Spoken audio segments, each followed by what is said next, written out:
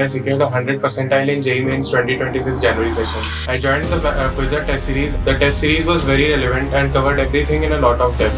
The question quality was also very relevant and close to the JEE Main exam level. इस test series के question बहुत ज़्यादा अच्छे और रेलेवेंट है. The questions in the test series were very relevant. The papers were very relevant. Extremely relevant. Extremely relevant. Very relevant. Really relevant. Very relevant. Very relevant. Relevant. Relevant. Relevant. Relevant.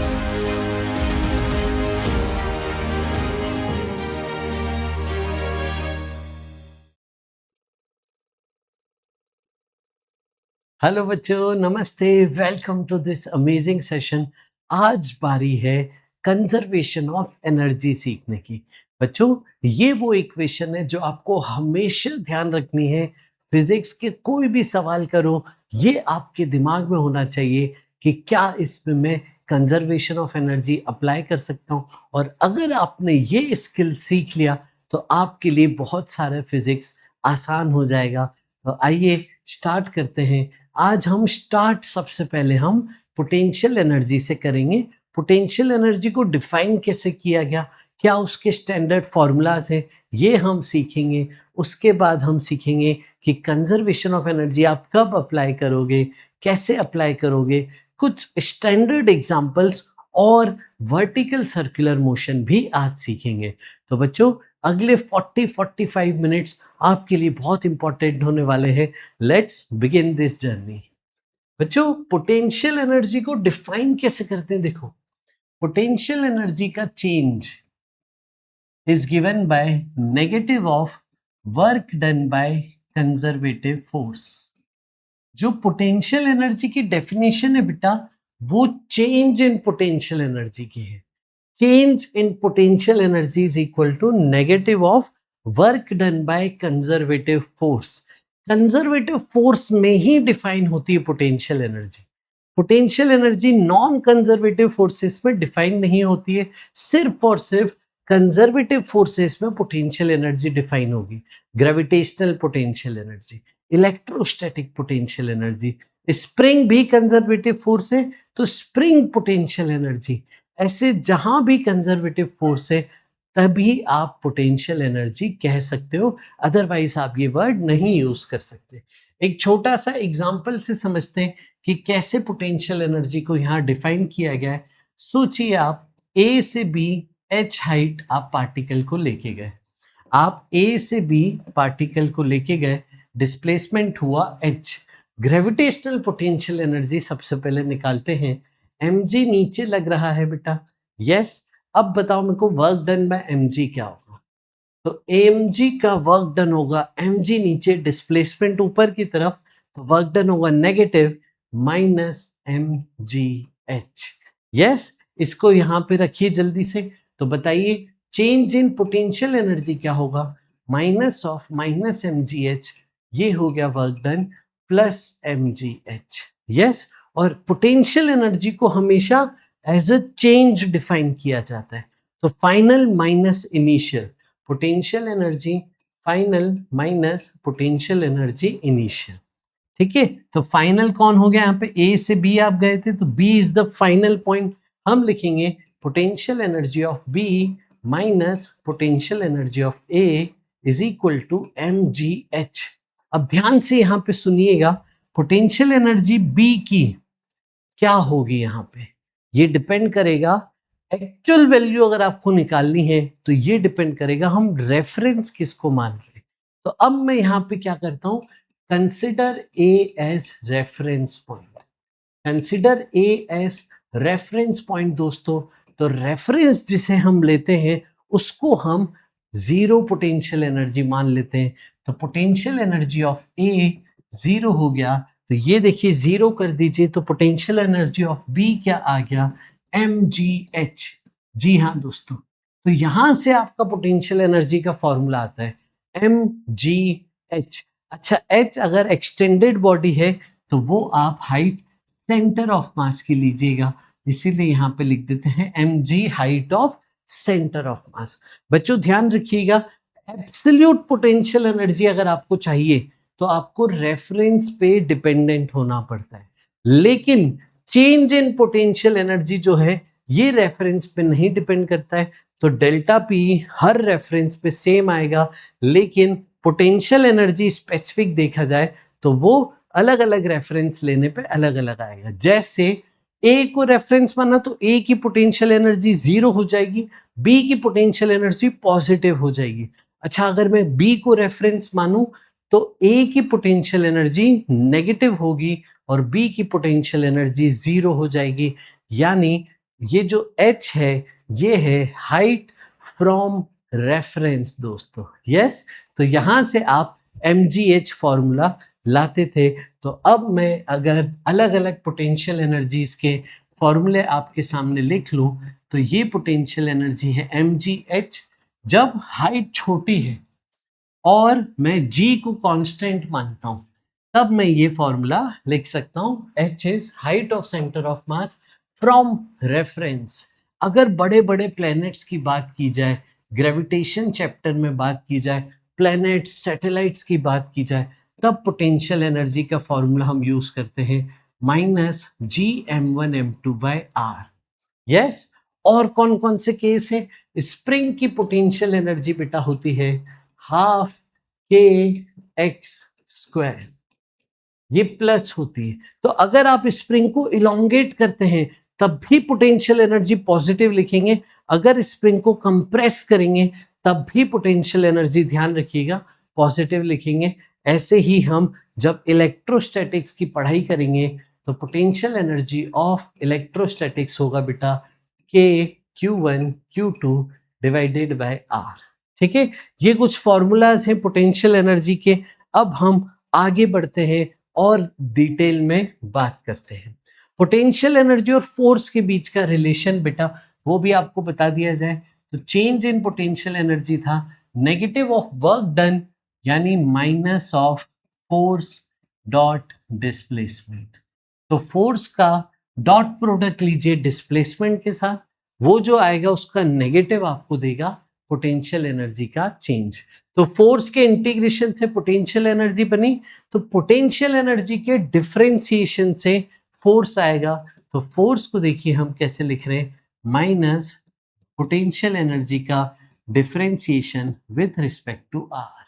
Potential energy का बेटा symbol हम U से भी लिखते हैं, तो force को हम ऐसे लिखते हैं -du/dr। जब r का फंक्शन हो, x का फंक्शन हो तो हम लिखेंगे -du/dx, और अगर x y z तीनों का फंक्शन हो तो बेटा हम वेक्टर फॉर्म में पार्शियल डिफरेंशिएशन करके हम ऐसे रिप्रेजेंट करते हैं, -del(u/del x i cap -del(u/del y j cap -del(u/del z k cap। Yes बच्चों, पार्शियल डिफरेंशिएशन का एक छोटा सा एग्जांपल लेके मैं बताऊंगा कैसे फोर्स को लिखा जा सकता है। आइए बेटा, तो फोर्स हमको फाइंड करना है पोटेंशियल एनर्जी का। आपने ये फंक्शन दिया था, x y z are the coordinates of the particle. अलग अलग कोऑर्डिनेट्स पे अलग अलग पोटेंशियल एनर्जी है, आपको गिवन है ये फंक्शन। पूछा है force acting on the particle बताइए। तो फोर्स हमने अभी सीखा पार्शियल डिफरेंशिएशन से आएगा। इसे क्या बोलते हैं हम बेटा, del(u/del x। तो सिर्फ x को वेरिएबल मानना है, बाकी सब कांस्टेंट। x को डिफरेंशिएट करना है, बाकी सब कांस्टेंट। तो x² का डिफरेंशिएशन 2x, बाकी सबको कांस्टेंट मानना है तो उनका डिफरेंशिएशन 0 हो जाएगा। इसी तरीके से del(u/del y की जब बारी आएगी तो y को डिफरेंशिएट करना था बस। del(u/del z की बारी आएगी दोस्तों तो सिर्फ z को डिफरेंशिएट करना था और ये आपका एक्सप्रेशन बनेगा। अब माइनस साइन ना लगाना भूलें, force is -del(u/del x i cap -2xi -3y² और माइनस ऑफ माइनस करेंगे तो +4z³ k cap। ये फोर्स का एक्सप्रेशन बनेगा। एक और छोटा सा एग्जांपल मैं लेता हूं जो बच्चों को बहुत दिक्कत देता है। इसमें बेटा आप प्रोडक्ट रूल लगाएंगे। अगर आपको दो लोगों का मल्टीप्लिकेशन दिया हो तो प्रोडक्ट रूल लगा के कैसे आएगा, देखो del(u/del x क्या लिखा जाएगा, del(u/del x लिखा जाएगा x का differentiation y as it is. तो x का डिफरेंशिएशन, y को कांस्टेंट मानना है, मल्टीप्लिकेशन में तो एज इट इज रखिए। यस, फिर del u by del y, y का डिफरेंशिएशन x कांस्टेंट मल्टीप्लाई में जैसे रहता है वैसे ही रहेगा। तो यहां पे देखिए फोर्स का फंक्शन क्या आया, minus y j cap minus x i cap. देखो तो जरा, ये उल्टा लिख दिया क्या मैंने कुछ, x j कैप, हाँ उल्टा लिख दिया सर ये। देखिए क्या आएगा, minus y i cap minus x j cap. अब सही है सर। यस, चलो एक होमवर्क दे देता हूं मैं, कुछ कमेंट करके इसका सही जवाब बताइएगा। अगर आपका u दे दिया जाए x y z, तो बताना मेरे को कि फोर्स कैसे लिखोगे। ठीक है, इसका कमेंट करिए और आंसर बताइए। ठीक है, थोड़ा सा आप एक्सप्लेन करके आंसर लिख दीजिएगा, मैं समझ जाऊंगा है ना कि क्या आपने लिखा है। तो कमेंट करके इसका आंसर बताइएगा। चलो आगे चलते हैं। एक चीज और बता दी जाए आपको, चेंज इन पोटेंशियल एनर्जी आपने लिखा negative of work done by conservative force. ये कब वैलिड है, ये हमेशा वैलिड है। यही फंडामेंटल पोटेंशियल एनर्जी की परिभाषा है, ऑलवेज वैलिड। कई बार आपसे पूछते हैं work done by external agent बताइए, तो work done by external agent पूछे तो potential energy work done by external के टर्म्स में ऐसे लिखी जा सकती है। यस, तो वर्क डन रिक्वायर्ड पूछता है, work done by external force पूछता है, तब आप डेल्टा पी करेंगे बस, final minus initial. Work done by conservative force पूछेगा तो माइनस डेल्टा पी करना पड़ता है। अच्छा, ये कब वैलिड है, ये हमेशा वैलिड नहीं है। ये वैलिड है बेटा जब change in kinetic energy zero है। कई बार लिखा जाता है स्लोली लेके जा रहे हैं, कई बार लिखा जाता है एक जगह से दूसरी जगह लेके गए तो काइनेटिक एनर्जी बढ़ने नहीं दी, या फिर इनिशियल और फाइनल काइनेटिक एनर्जी सेम करके जीरो कर दी, इनिशियल माइनस फाइनल जीरो आ जाएगा। तो ये सिर्फ तब वैलिड है जब काइनेटिक एनर्जी में चेंज नहीं आया, ये तब वैलिड है, और ये हमेशा वैलिड है। चलो बच्चों आगे बढ़ते हैं और हम सीखते हैं एक special case of work energy theorem. ठीक है, अब देखो वर्क एनर्जी थ्योरम को आप कैसे लिखते हो। वर्क एनर्जी थ्योरम को आपने लिखा था net work done equal to change in kinetic energy. Yes, net work done में फोर्सेस को कैटेगराइज कर देता हूं अलग अलग कैटेगरीज में। एक में लिख देता हूं एक्सटर्नल फोर्सेस, एक में लिख देता हूं कंजर्वेटिव फोर्सेस, एक में लिख देता हूं नॉन कंजर्वेटिव फोर्सेस। यस, ये रहा। तो एक्सटर्नल फोर्स लिख दिया और इंटरनल फोर्सेस जो सिस्टम के हैं उसको दो कैटेगरी में डिवाइड कर दिया, equal to total change in kinetic energy. अब पोटेंशियल एनर्जी के टर्म्स में आप मेरे को बताइए ये चीज क्या लिखोगे आप। पोटेंशियल एनर्जी के टर्म में कंजर्वेटिव का वर्क डन कैसे लिखोगे। तो इसी तरीके से वर्क डन बाय कंजर्वेटिव क्या आ गया, माइनस साइन उधर ले जाके, क्या मैं इसे माइनस डेल्टा पीई लिख दूं, चलेगा, कोई दिक्कत नहीं। क्या मैं इसको उधर ले जाके ऐसे लिख दूं, work done by external plus work done by non conservative is equal to delta K E plus delta PE. और क्या हो अगर एक्सटर्नल फोर्सेस और नॉन कंजर्वेटिव फोर्सेस का वर्क डन टोटल जीरो हो जाए, तब आएगा कंजर्वेशन ऑफ मैकेनिकल एनर्जी। देखो कैसे, if work done by external agent plus work done by non conservative forces is equal to zero. अगर ये कंडीशन है, अच्छा ये हो कैसे सकती है, कोई एक्सटर्नल फोर्स हो ही नहीं सिस्टम पे, कोई नॉन कंजर्वेटिव फोर्स जैसे friction, air resistance, viscous force, ये हो ही नहीं सिस्टम में। अगर ये सिस्टम में है ही नहीं तब तो बहुत अच्छी बात है, उनका वर्क डन भी जीरो होगा। और अगर है मान लो तो अगर है भी तो भी उनका वर्क डन 0 होना चाहिए। हमें किससे मतलब है? उसके वर्क डन का। वर्क डन अगर इनका 0 है तो हमें देखिए एक्सप्रेशन क्या बना, ये टर्म हो गई LHS 0 और देखिए क्या बना हमें, delta K plus delta P is equal to 0।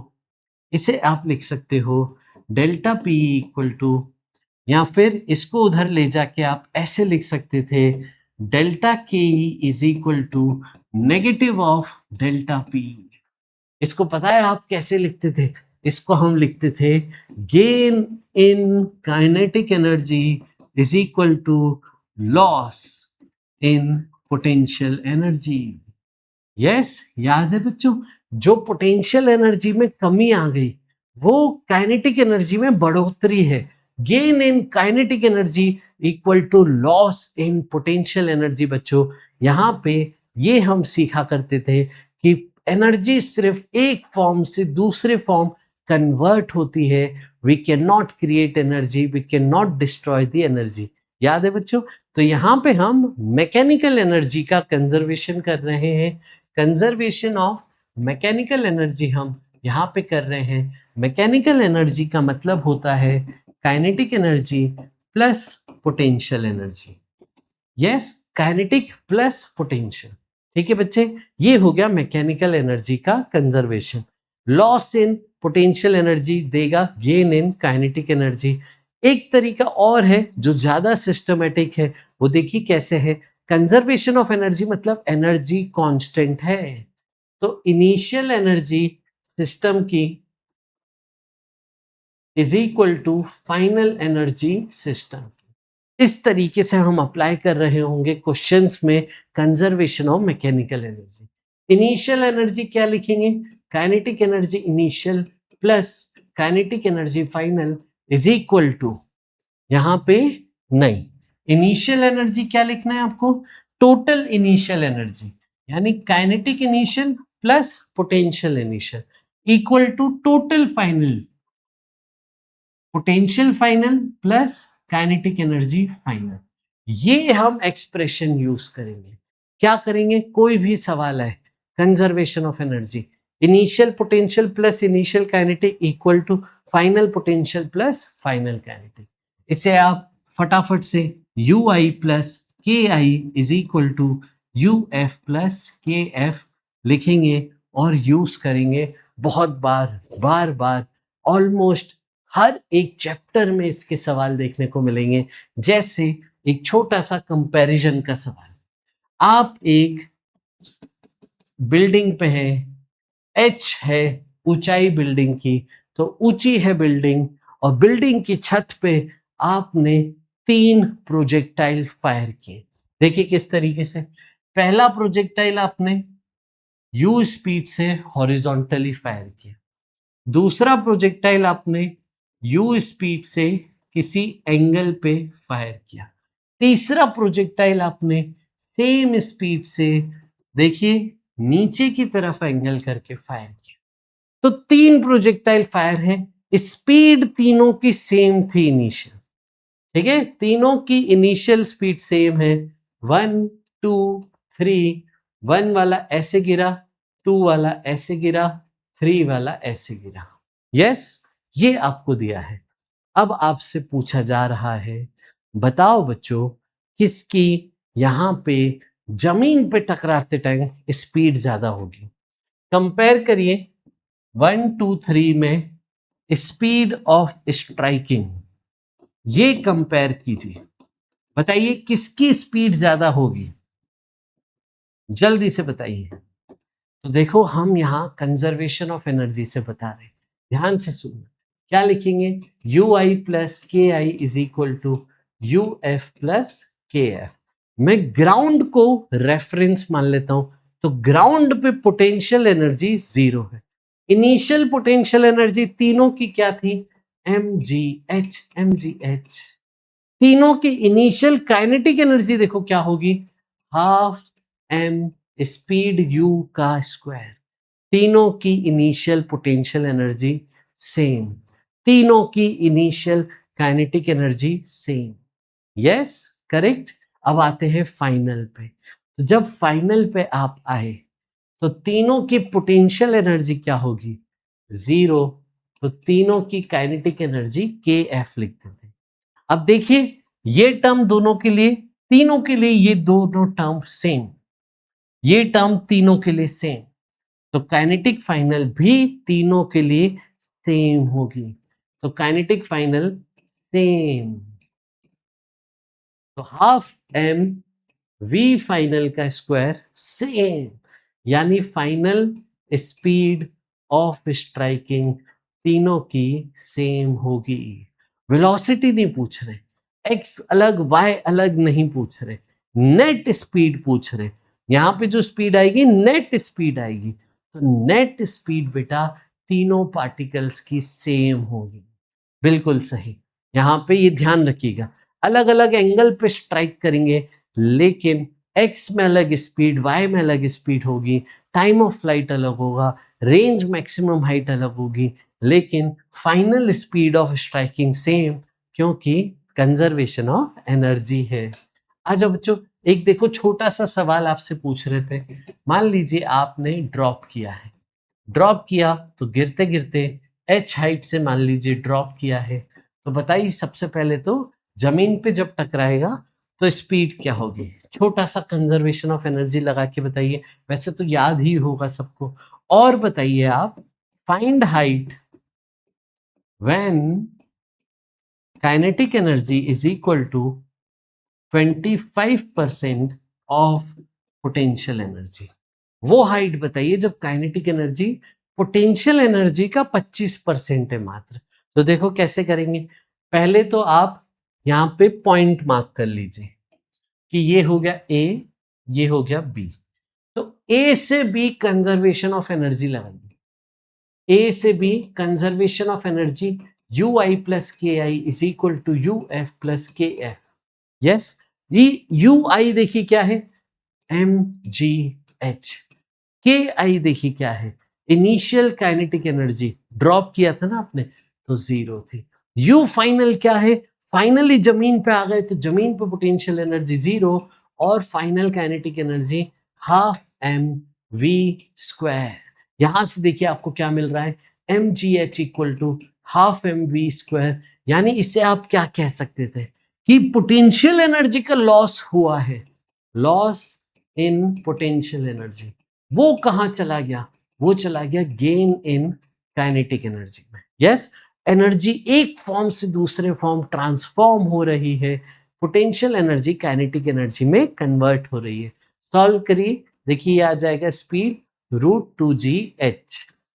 Yes, ये आपकी स्पीड का फॉर्मूला आ जाएगा, स्ट्राइकिंग की स्पीड का। आगे बढ़ते हैं बेटा, आपसे पूछा है हाइट बताइए जब ये कंडीशन है। ऐसी कोई भी कंडीशन दी जा सकती थी। तो फिर से कंजर्वेशन ऑफ एनर्जी करते हुए फाइनल पोजीशन आप क्या मानेंगे?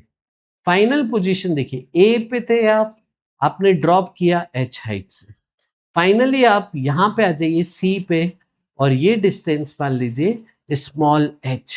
तो आप क्या लिखेंगे? U initial mg capital H, K initial 0, U final mg small h plus K final.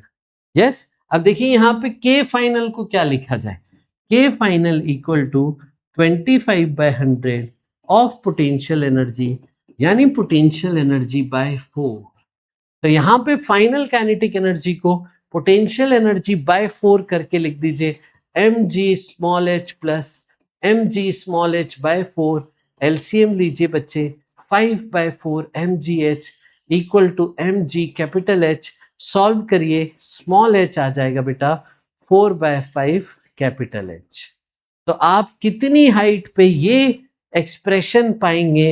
वो होगा 4/5 कैपिटल H पे। समझ गए बेटा? पॉइंट में लिखे तो 0.8 कैपिटल H आप बता सकते हैं। इस तरीके से हमने कंजर्वेशन ऑफ एनर्जी किया।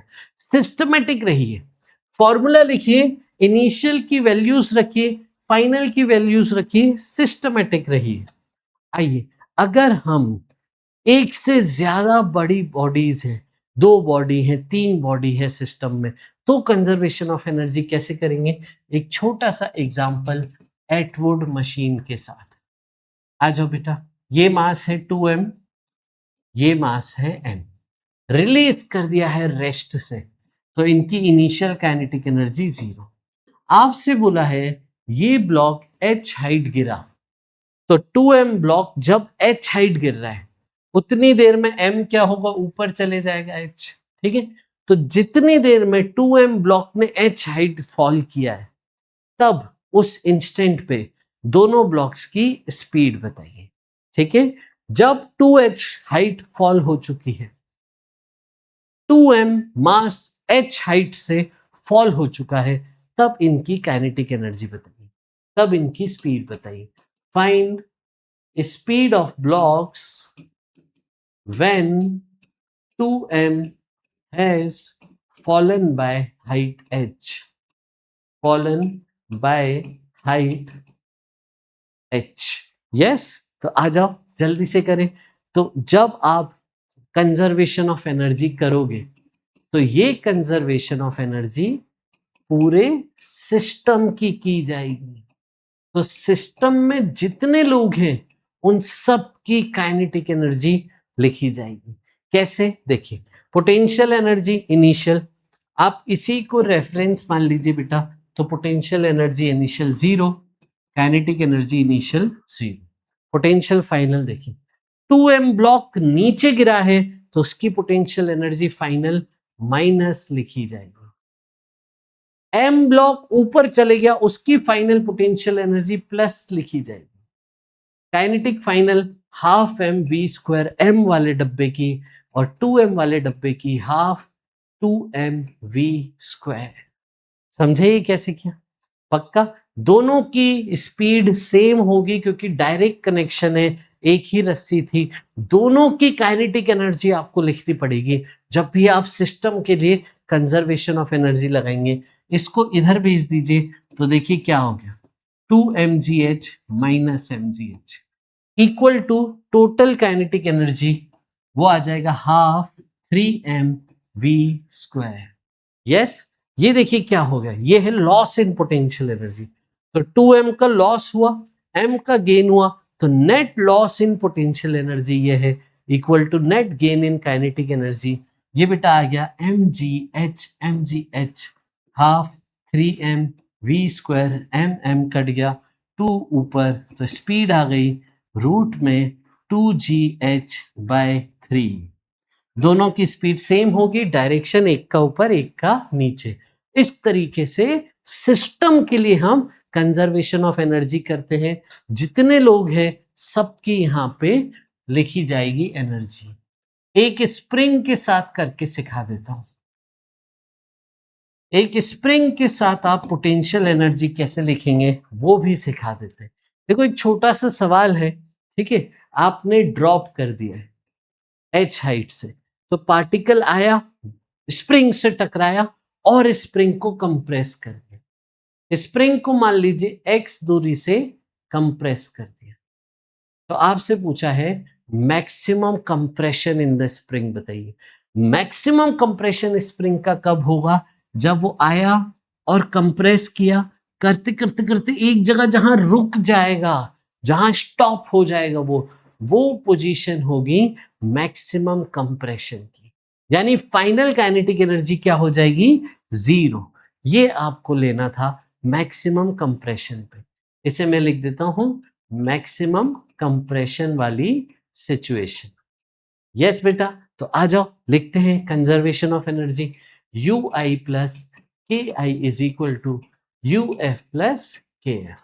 पोटेंशियल एनर्जी लिखने के लिए मुझे मानना पड़ेगा एक रेफरेंस। किसे माना जाए रेफरेंस बताइए। आप ये लेवल भी ले सकते थे, ये लेवल भी ले सकते थे। जनरली हम प्रेफर करेंगे, आपको सजेस्ट करेंगे, जो भी क्वेश्चन का लोएस्ट लेवल हो उसे रेफरेंस मान लेना चाहिए। ठीक है, तो ये लोएस्ट लेवल था, इसे रेफरेंस मान लिया। तो अब यहां से हाइट देखिए, तो x प्लस h, तो पोटेंशियल एनर्जी इनिशियल है mgh plus x, kinetic initial 0 था क्योंकि ड्रॉप किया था, फाइनल पोटेंशियल एनर्जी 0 हो गई क्योंकि रेफरेंस पे आ गया। लेकिन अब स्प्रिंग को कंप्रेस कर दिया गया है तो स्प्रिंग में पोटेंशियल एनर्जी आ जाएगी, वो आप लिखोगे half k x square. Yes बेटा, और फाइनल काइनेटिक एनर्जी क्या आ जाएगी, स्टॉप हो गया तो 0 आ जाएगी। तो यहां से देखिए क्या मिला, mgh plus x equal to half k x square. ये x में एक क्वाड्रेटिक इक्वेशन बनेगी और क्वाड्रेटिक इक्वेशन का रूट निकाल के आपका आंसर आ जाएगा।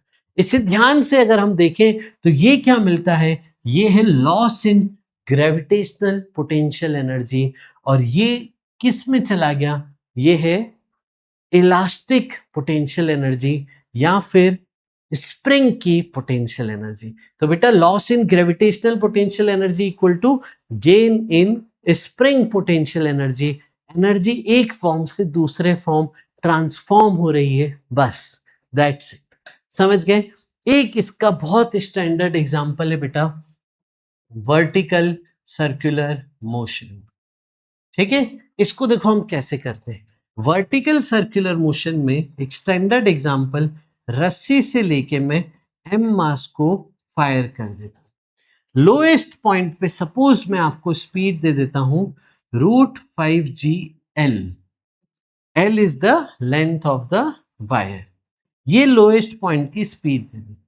पार्टिकल सर्कल में घूम रहा है, हाईएस्ट पॉइंट पे जब आया तब उसकी स्पीड बताइए, ये आपसे क्वेश्चन है। तो L लेंथ ये आ गया। करो बेटा।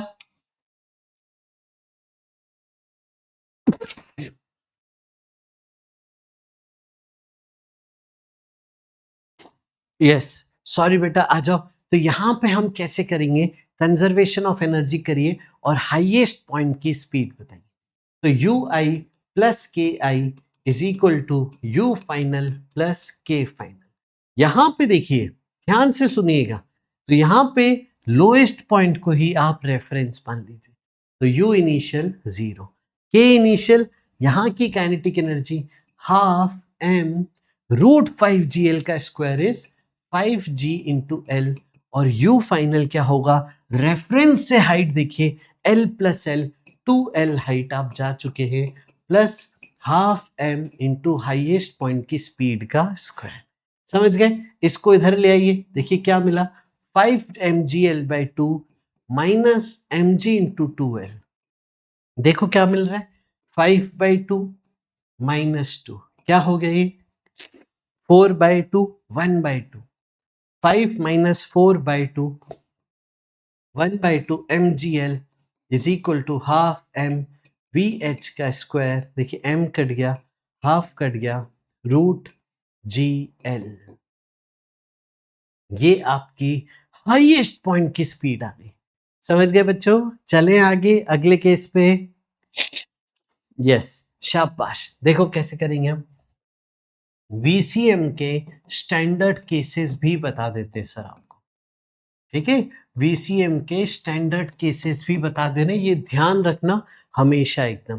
तो लोएस्ट पॉइंट पे जब आपकी स्पीड, ध्यान रखिएगा, जब आपकी स्पीड √2gl से भी छोटी होती है तो आप मिडिल लेवल तक भी नहीं पहुंच पाते हो, आप M तक भी नहीं पहुंच पाते हो, M से पहले ही आप रुक जाते हो। यहां पे भेजा था, रुक गए, फिर वापस लोअर आर्क में ऑसिलेशन करने लगते हो। तो ऑसिलेशन चलता है बेटा लोअर आर्क में। यस, आप M तक भी नहीं पहुंच पाए। अगर आपने स्पीड √2gl दी तब आप M तक पहुंचते हो, reach till middle level M, और M पे जो फाइनल स्पीड होती है वो होती है 0। अगर आपने स्पीड √2gl से ज्यादा तो दी बट √5gl से कम दी, यस, तो आप क्या करेंगे, तो आप M को तो क्रॉस कर गए, M को क्रॉस कर गए बट सर्कल नहीं कंप्लीट कर पाए, डज नॉट कंप्लीट सर्कल। ठीक है, यहां पे क्या होता है, इस केस में एक पॉइंट होता है जहां पे आपका टेंशन 0 हो जाता है। Tension becomes zero at a point and particle leaves circle. Particle उसके बाद सर्कल छोड़ के प्रोजेक्टाइल मोशन करने लग जाता, क्योंकि रस्सी स्लैग पड़ जाती, रस्सी लूज हो जाती, रस्सी लूज हो गई तो आपका सर्कुलर मोशन के रास्ते से आप डेविएट हो गए, प्रोजेक्टाइल मोशन करने लगे और एक जगह टेंशन जीरो हो गया। अब आप समझ गए होंगे कि अगर आपकी लोएस्ट पॉइंट की स्पीड √5 GL है तो सर्कल जस्ट कंप्लीट होगा। यस बेटा, सर्कल जस्ट कंप्लीट होगा, है ना, जस्ट कंप्लीट होगा सर्कल। यानी आप इससे ज्यादा स्पीड देंगे तो सर्कल आराम से कंप्लीट हो जाएगा।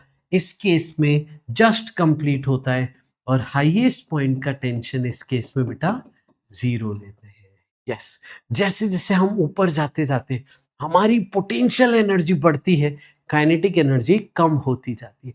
एक एनर्जी बढ़ेगी तो दूसरी कम होगी, फिर आप जब नीचे आ रहे होते हो तो आपकी पोटेंशियल कम होती है, काइनेटिक बढ़ती है।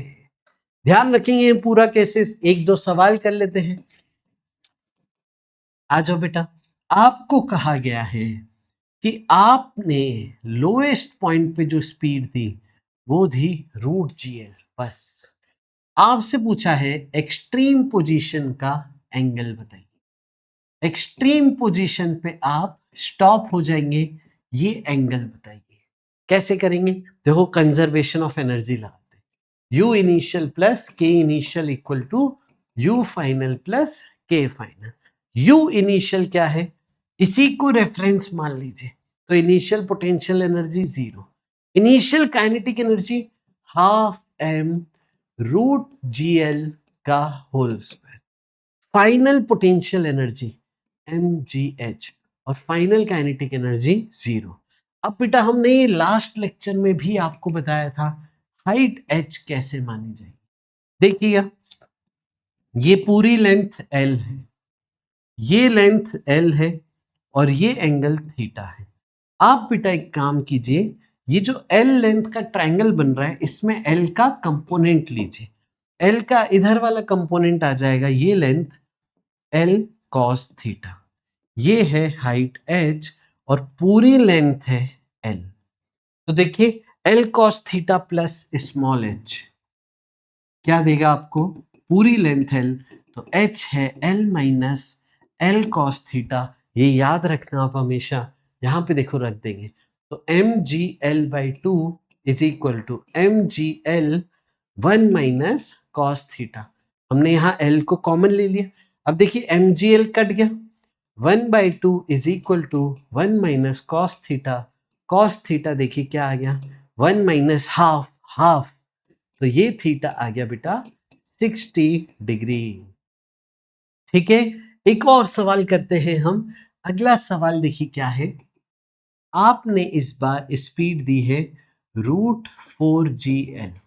अब ये स्पीड पूरा चक्कर तो होगा नहीं, किसी एक जगह पे टेंशन 0 हो जाएगा। एंगल थीटा मैं मान लेता हूं, इस पॉइंट पे टेंशन 0 हो गया।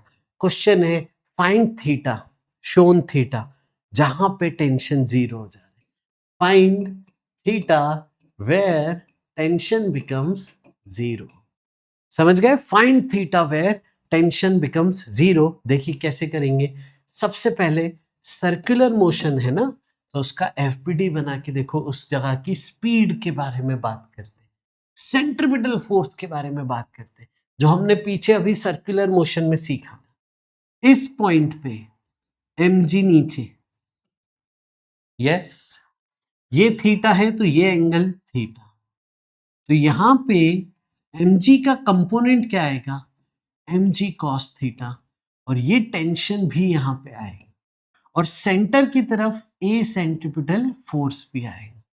यस, तो सेंटर की तरफ वाले फोर्स को आप mv²/r के बराबर करते हो। इसको आप देखिए क्या लिखेंगे? mg cos theta plus tension is equal to mv²/r।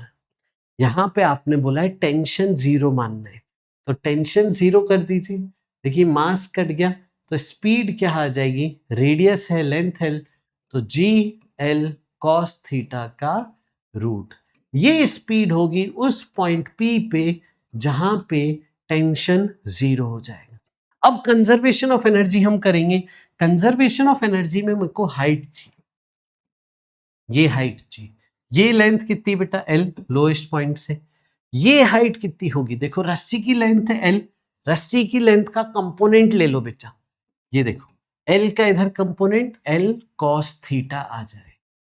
Yes, तो हाइट टोटल बताइए L plus L cos theta. तो यहां से अगर मैं कंजर्वेशन ऑफ एनर्जी लगाऊं तो ध्यान से देखेंगे कैसे लगा रहे सर।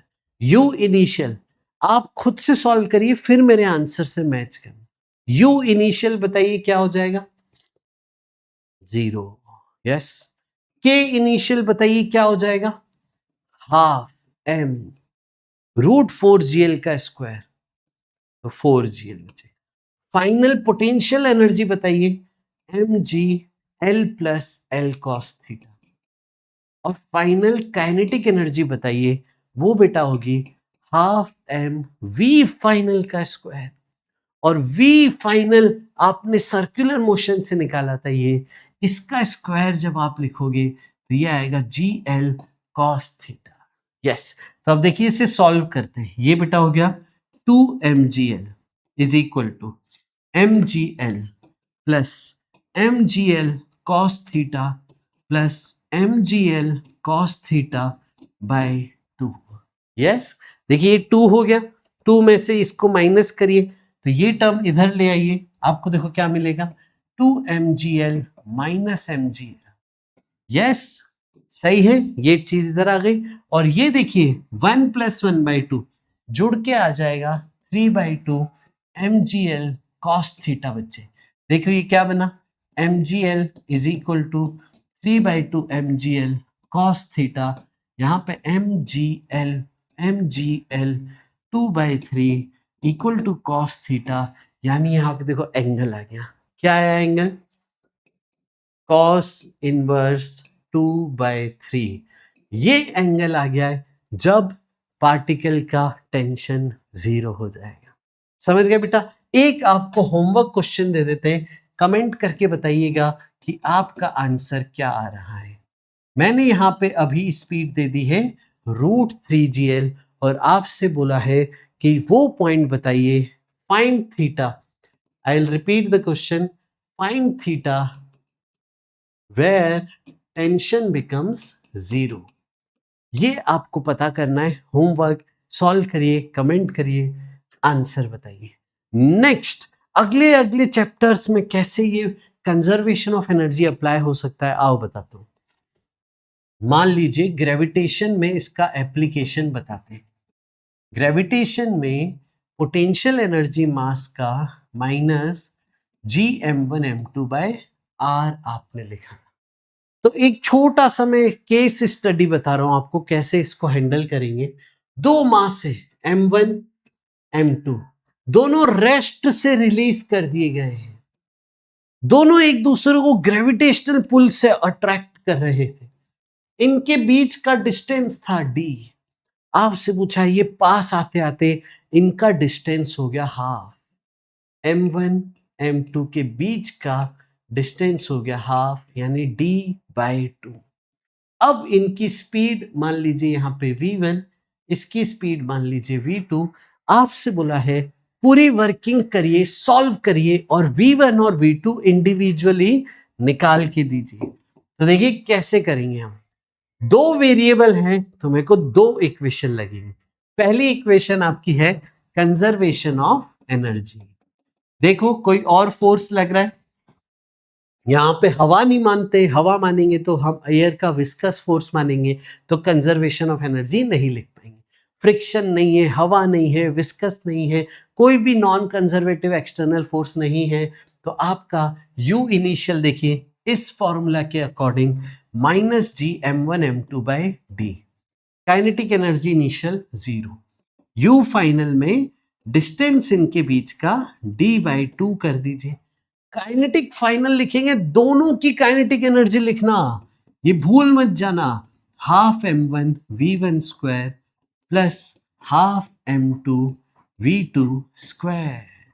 ये हुआ कंजर्वेशन ऑफ एनर्जी लिखना। समझ गए? यू आई के आई, यू एफ के एफ, बस ये सोचना है कि इनकी वैल्यूज क्या है। अब दो वेरिएबल है ना, तो दूसरी इक्वेशन कंजर्वेशन ऑफ मोमेंटम। तो ये वाले सवाल बड़े फेमस होते हैं जिनमें conservation of momentum plus conservation of energy लग रहा होता है। These are very famous problems. आइए अब इसको कैसे सॉल्व करेंगे। कंजर्वेशन ऑफ मोमेंटम, इनिशियल 0 था तो m1 v1 और m2 v2 बराबर होंगे। ये आपका दो इक्वेशन, दो वेरिएबल बना के सॉल्व करने वाला एक सवाल। यस, इसी के चलते हुए आपको हम एक होमवर्क क्वेश्चन दे देते हैं। ये क्वेश्चन आपकी डीपीपी में भी है। यस, डीपीपी में भी ये क्वेश्चन है, ये आप करिएगा होमवर्क। डीपीपी में क्वेश्चन, एक ब्लॉक था जिसकी स्पीड थी v0। यस, समझ गए? एक ब्लॉक था जिसकी स्पीड थी v0, दूसरे ब्लॉक की स्पीड यहां पे 0 थी। आपसे पूछा है find maximum compression in the spring. Find maximum compression in the spring. This is a homework question बेटा। ये होमवर्क डीपीपी में आपको मिलेगा। डीपीपी की लिंक कैसे है वो डिस्क्रिप्शन में जाइए, वहां पे आपको होमवर्क डीपीपी की लिंक मिल जाएगी। सॉल्व करिए, इसका आंसर कंप्लीट करके बताना क्या आ रहा है। और बच्चों, ये था एक स्टैंडर्ड केस सॉल्व करने का, conservation of momentum plus conservation of energy का। यही लॉजिक यहाँ भी लगाना है, COM प्लस COE करना है। समझ गए बेटा? यस, तो this was today's class, conservation of energy आज हमने सीखा। अब मिलेंगे हम अगले लेक्चर में, तब तक के लिए bye bye, take care, God bless you. मेहनत करते रहिए क्योंकि पेपर फोड़ना है। Bye bye.